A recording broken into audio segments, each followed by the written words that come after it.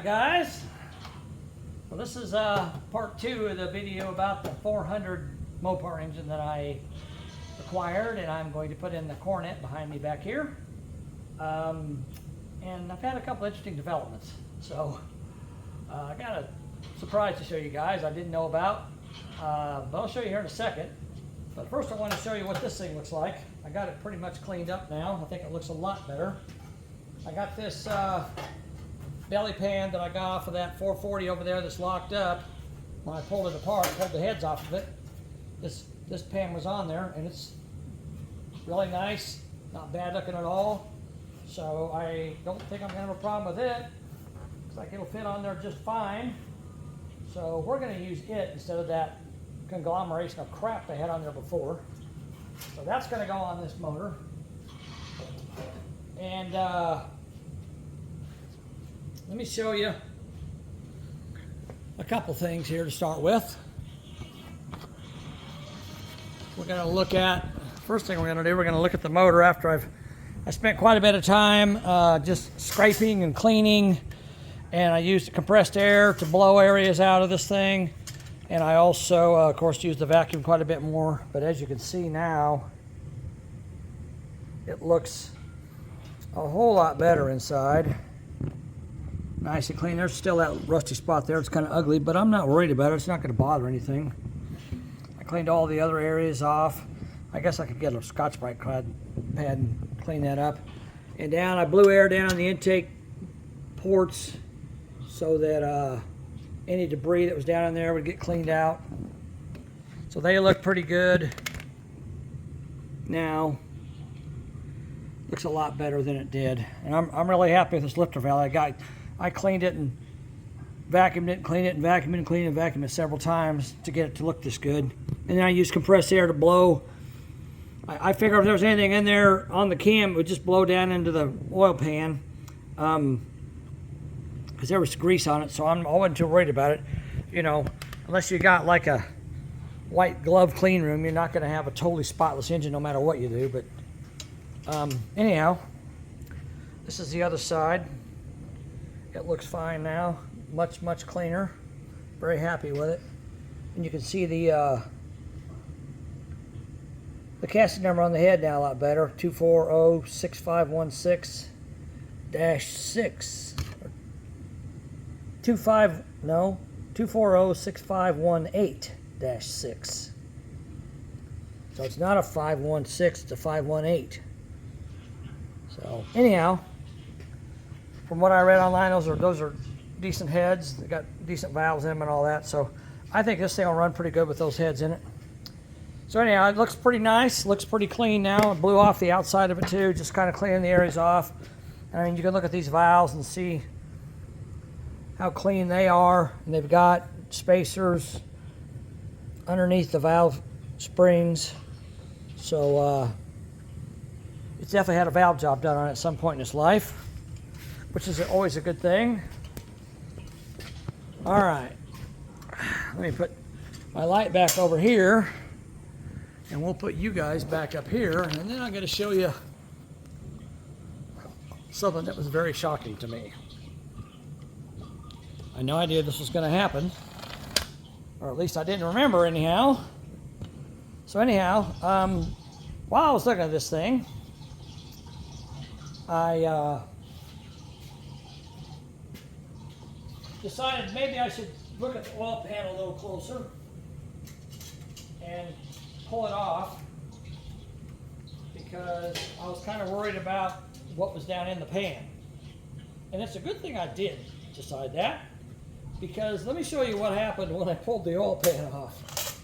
You guys are going to be surprised, as surprised about this as I am. So, and it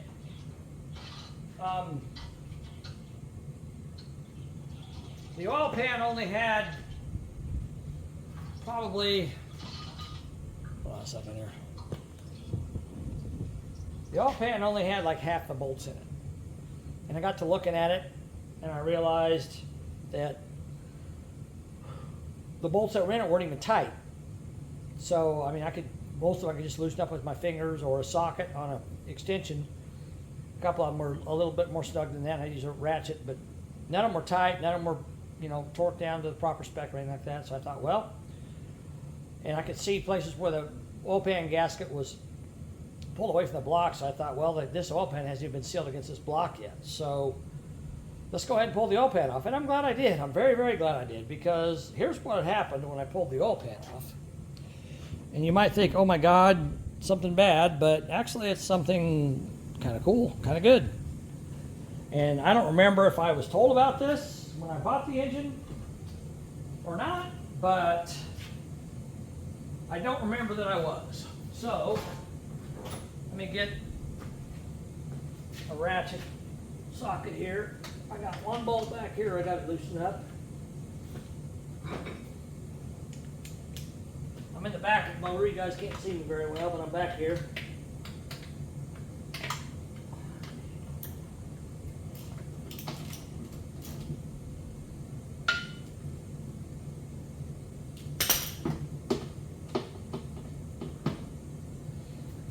All right, so when I went to pull this front bolt off of this pan and drop the pan down, here's what I found.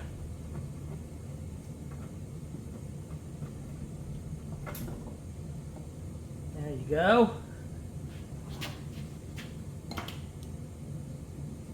You guys see that?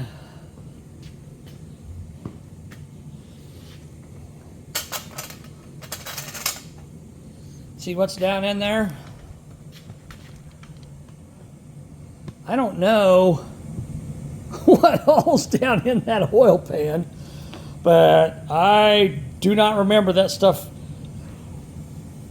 being in there. Apparently the guy, when he sold me the motor, he shipped it with this stuff in there. So I don't remember that, but I guess he did.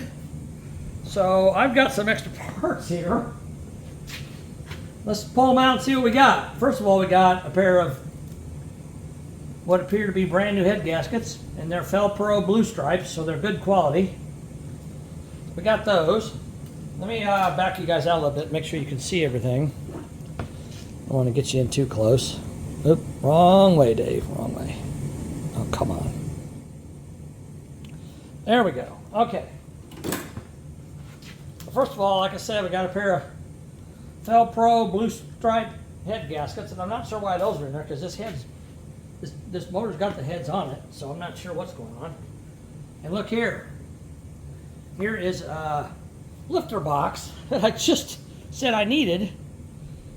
Ultradyne lifters, which,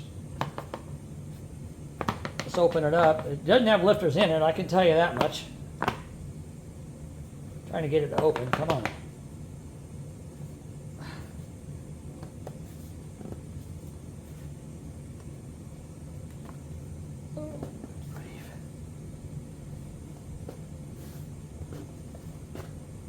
Oh, okay, look at that.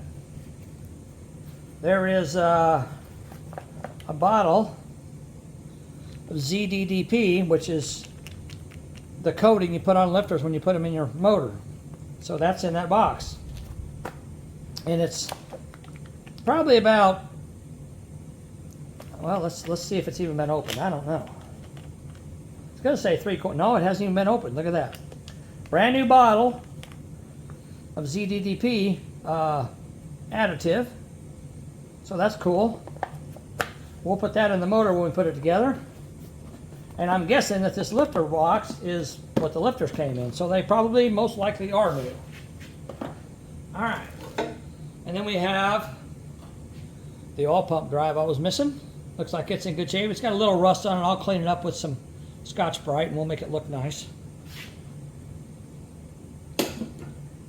And, well, that's weird. We got some valve stem seals. I'm not sure why those are in there. I would assume it's got new valve stem seals on it, but a set of umbrella valve stem seals. And we've got some oil-soaked gaskets. I'm not sure what they're for. I'm assuming all this oil, this is a water pump gasket. I'm assuming all this oil is from when they assembled the engine. There's a bunch of gaskets that got oil all over them. I don't know how good they are. Let me get a rag to put them on, so I don't make a big mess. All right, there we go. Another rag to wipe my hands off with, because I got oil all over my hands. What else we got in here? Got another bag with more valve stem seals in it. There's 16 valve stem seals. I don't know why. And what else is that? What is that? That's the lid to like a bottle of silicone or something. I'm not sure why that's there, but it is. Anyhow, I don't need that. I can throw that in the trash.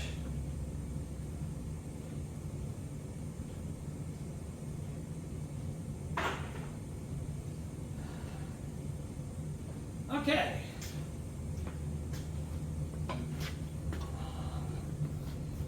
So, there you go. The mystery oil pan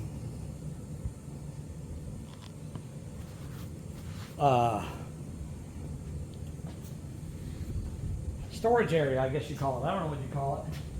And now I'm going to take this oil pan the rest of the way off because I've only got one bolt left holding it on. So let's take it the rest of the way off and look at it.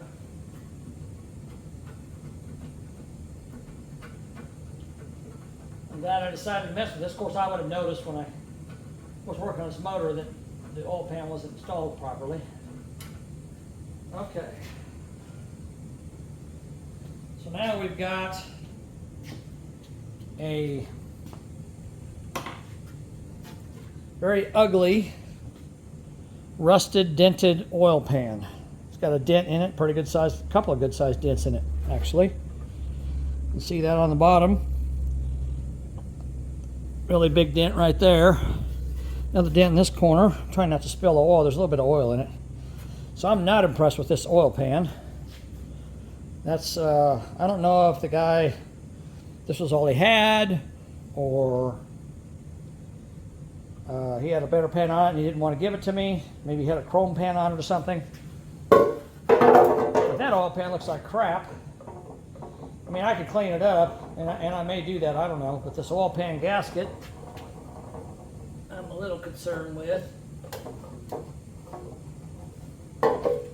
Because it's glued on there, but it's soaked with oil. So I'm guessing I'm going to be buying a new oil pan gasket for this thing, because I don't think that one's going to work. And now I have not looked inside the oil pan at the bottom of the engine, so I don't know what we're going to find in there when we look. But we might as well look since we're in here. It's kind of bizarre that all this stuff. Well, I mean, I'm glad the oil pump drive is in there, but the rest of it, and the lube, the ZDDP was in there. I'm glad that was in there. But the rest of the stuff, I have no idea why it was in there. But anyhow, so let's get our light. And we'll set it down here. Get our vacuum cleaner out of the way. All right, give me just a minute. I'm going to grab a piece of cardboard and lay on the ground because I really don't want to lay on my dirty floor. So let me get a piece of cardboard and get it set up underneath there, and then we'll come back and we'll crawl out underneath there and take a look at what's under there. I don't know. I'll be right back. All right, guys, I got the motor tilted a little bit this way, and I got this thing cleaned up. I cleaned it up in my parts cleaner, and then I buffed it on a wire wheel, and looks brand new now. So it's good to go. Glad I found that at least. All right, now I gotta let my legs down on my camera stand here. Let me get you guys down here to the level where you can see what's going on. There we go. Come on. All the way down.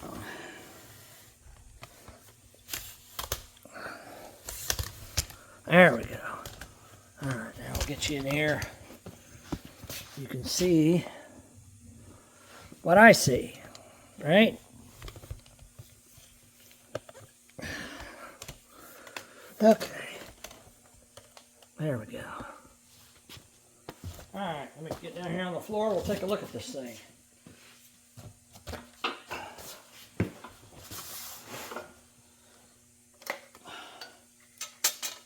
Okay.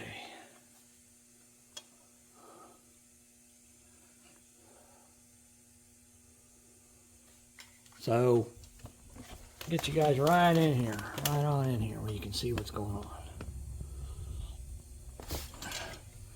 Well, the first thing I noticed is there's a lot of assembly lube, the white lithium grease, on all of the crankshaft throws, cam and rod bearing throws.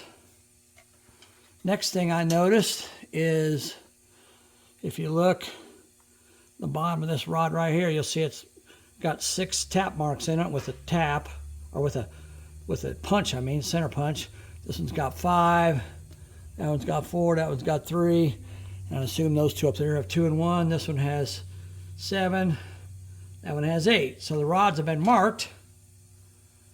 Now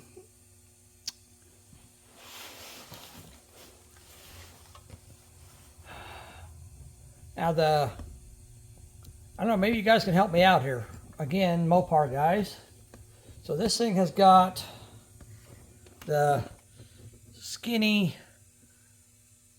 harmonic balancer, which means it's a steel crank, right? But it says, if you look right there, it says 400 on the crank. And I was always under the assumption, and you know, I'm not a Mopar expert, so you guys can tell me. I was always under the assumption that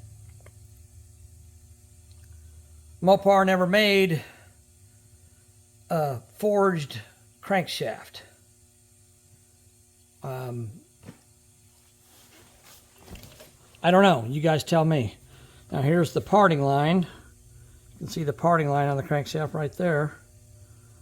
So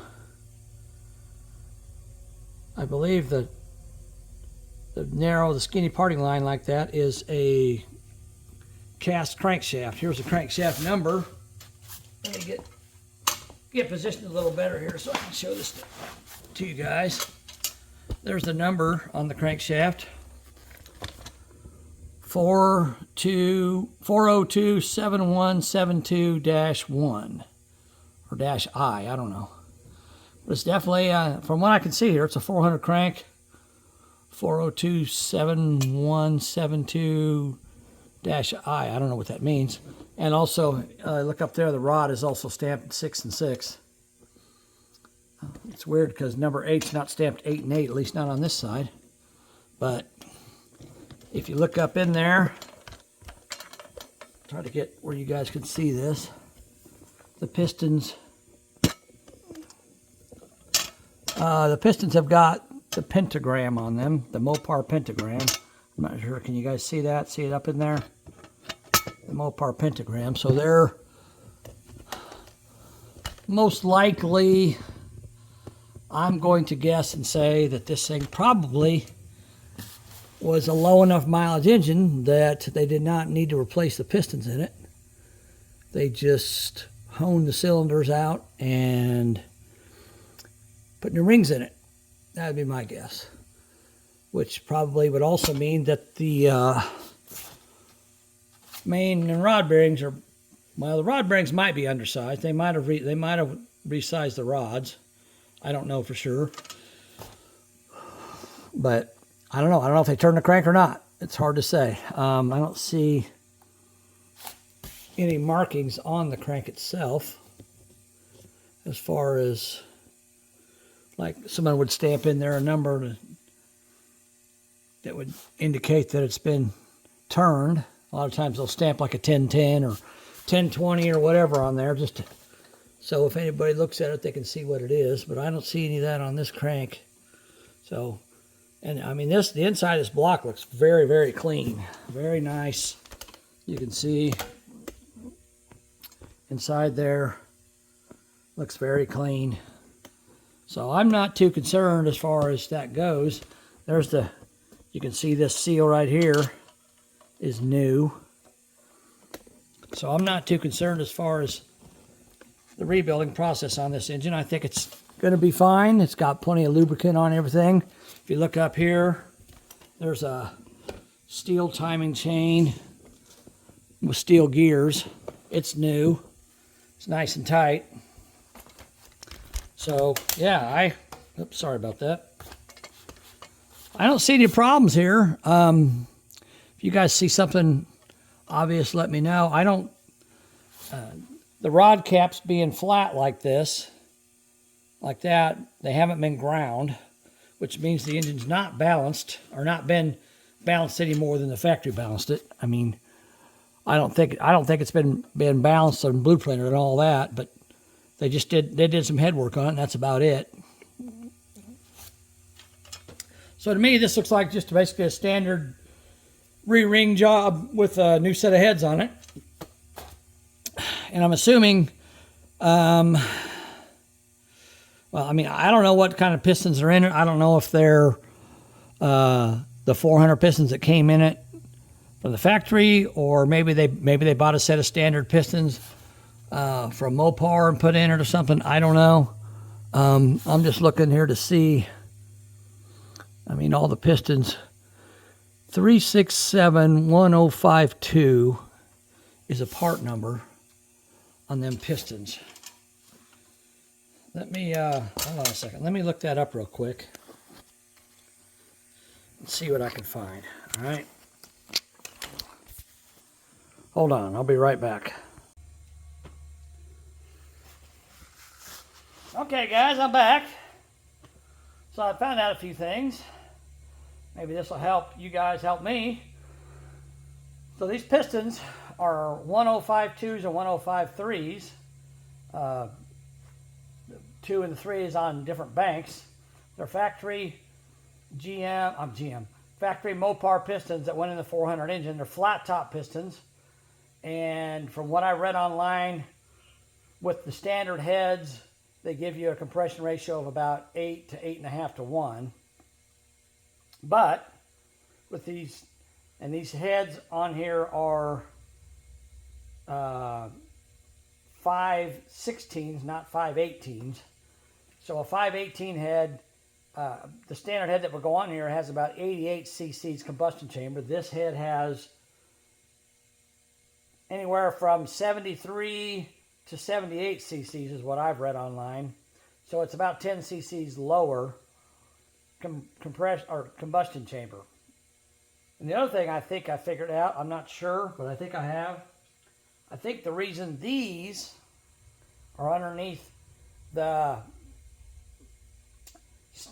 rocker arm stands is because these heads have been milled, and these will move everything back in the proper alignment because the heads have been milled. And that's I don't know what that is, but that's probably around 20 or 30 thousandths thick. So I think what they were going for here was they wanted to use the stock flat top pistons, but they wanted more compression.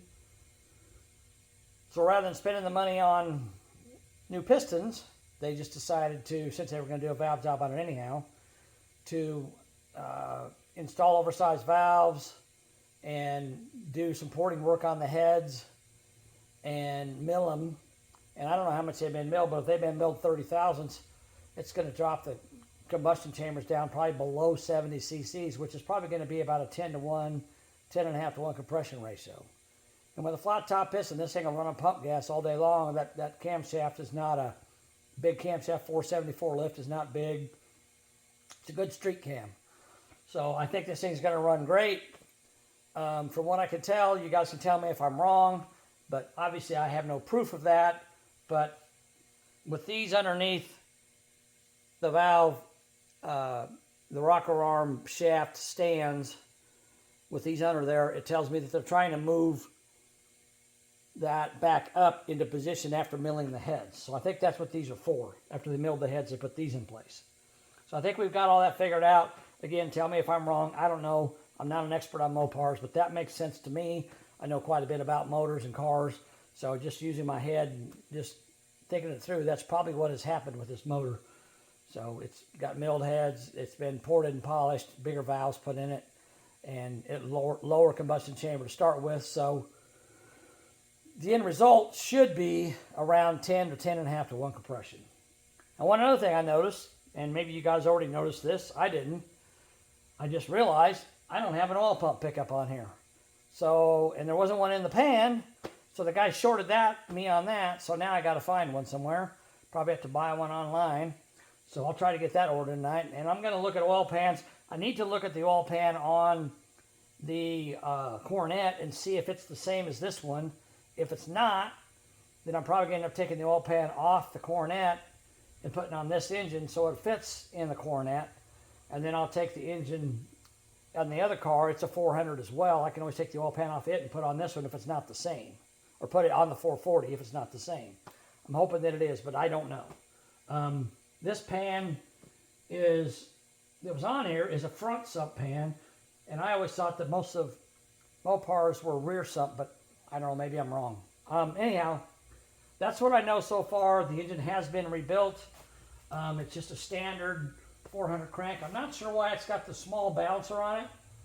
I don't know. See if I can find something.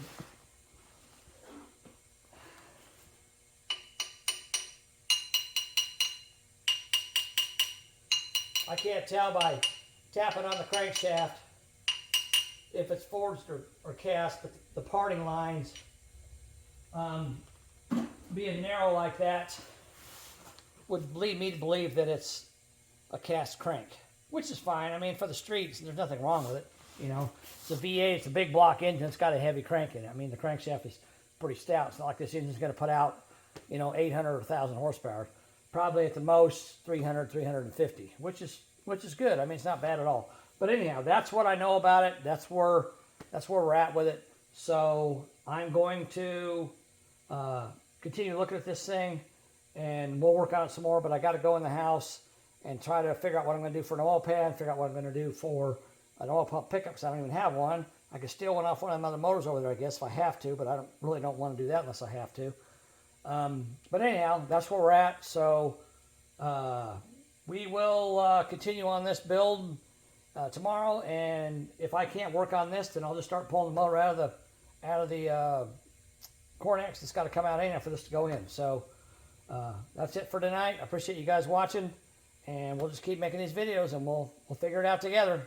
You Mopar guys, man, I need your help. So just give me your opinions, but I'm pretty sure I'm correct on why these are underneath the rocker arm stands. It makes sense that the heads would be milled, and they would put these on to put the valve train geometry back in the right location, put the push rods in the correct location in the lifters and all that. So, all right, guys, thanks for watching. I appreciate it.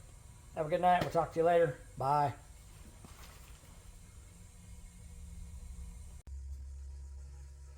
All right, guys, one real quick thing I'm going to add on to the end of this video. I've also figured out why we have an extra set of head gaskets. Because I realized, I was looking at this motor earlier, and I got these pieces here that are part of the head gasket that come out. This is steel. So the reason we got an extra set of head gaskets is because he bought an overhaul kit to put all the other gaskets on this motor, but he bought a set of steel shim head gaskets and used them instead of those, which steel shim head gaskets, when you torque down the heads, they compress. They're a lot thinner, so they give you just a little bit more bump and compression. So, like I said, I think probably this is all beginning to make sense now. So most likely this engine with the steel shim head gaskets, the fact that the heads had some milling work done on them and all that, with the shims underneath the rocker shafts and all that, it makes sense to me that they were looking to bump up compression. And I don't know for sure, but I would be willing to bet this thing's probably got at least 9.5 to 1 compression, but I'd say more like 10 or 10.5 with everything that I see has been done to it. Probably 10 or 10.5 to 1. So that more. So anyhow, I appreciate you guys watching. I just thought I'd throw that in there, but they're steel shim head gaskets. That's why I got an extra set of head gaskets. So again, it's coming together for me. So I appreciate you guys watching. All right, talk to you later. Bye.